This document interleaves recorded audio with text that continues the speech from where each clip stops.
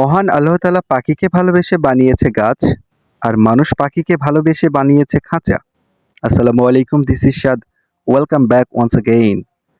আজ দেখতে চলেছেন আমার বাগিস বেবিদের যত্নের দ্বিতীয় অংশ।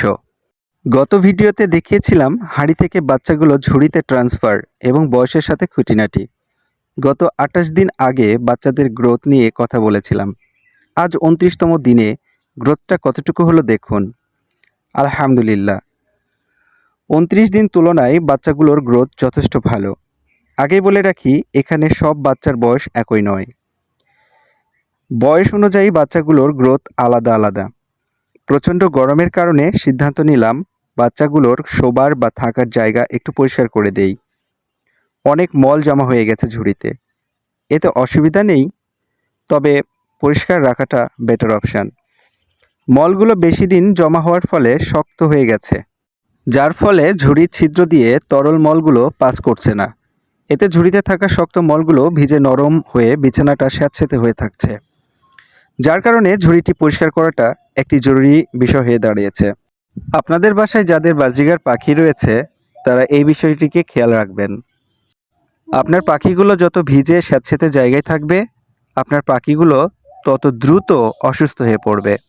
অসুস্থতার মধ্যে রয়েছে যেমন সর্দি লাগা, জ্বর হওয়া, আবার পাখি ঝিম মারা, এই ধরনের অনেকগুলো উপসর্গ আপনারা দেখতে পাবেন। তাই পাখিগুলোকে ফিট এবং হেলদি রাখতে আপনাকে অবশ্যই তাদের বিছানাটা অবশ্যই সুন্দর করে পরিপাটি করে রাখাটা বুদ্ধিমানের কাজ। আর এই কাজ করতে গিয়ে যদি আপনি একটু ইতস্তত বোধ করেন তাহলে চলবে না। আপনাকে সেই ইতস্ততা বোধ থেকে বের হয়ে এসে এই পাখিগুলোর মল পরিষ্কার করতে হবে, তবে আপনার পাখিগুলো সুস্থ এবং সবল থাকবে। দেখুন, এতে করে মানুষ আপনাকে বিভিন্ন রকমের ক্রিটিসাইজমূলক কথা বলতেই পারে যে পাখিগুলোর আজকাল মলও পরিষ্কার করতে হচ্ছে। তো আসলে এই কথাগুলোকে কান দেওয়া চলবে না। আপনি আপনার পাখির যত্ন ঠিকঠাকভাবে নেবেন, পাখি আপনাকে ঠিকঠাকভাবে ফিডব্যাক দেবে। তো যেহেতু পাখিগুলো হচ্ছে আপনাদের ভালো লাগার, তাই যত্নও তো আপনাদের ভালো লাগারই একটা অংশ। দেখুন কতগুলো মল এখানে জমা হয়েছে। এই সমস্ত মলগুলো এই ঝুড়িতে ছিল।